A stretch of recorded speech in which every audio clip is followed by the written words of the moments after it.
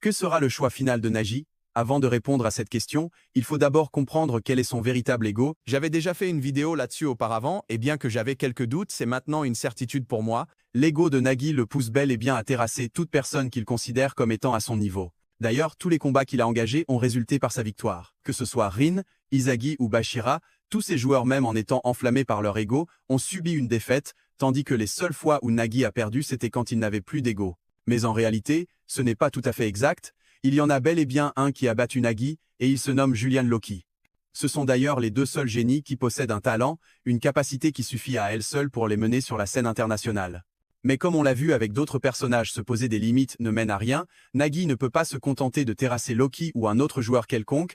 Cette volonté de battre son adversaire doit se transformer en l'obsession de maintenir son trône et de détruire tous ceux qui le menacent, faisant que l'avatar qu'il possède puisse enfin le représenter parfaitement, tel le dieu de la mort. Tout adversaire faisant face à lui se verra fauché par son talent. Le tout est de savoir si un tel ego se limiterait uniquement au Blue Lock ou au monde entier. C'est en fonction de ça qu'il décidera de si oui ou non retourner au Blue Lock.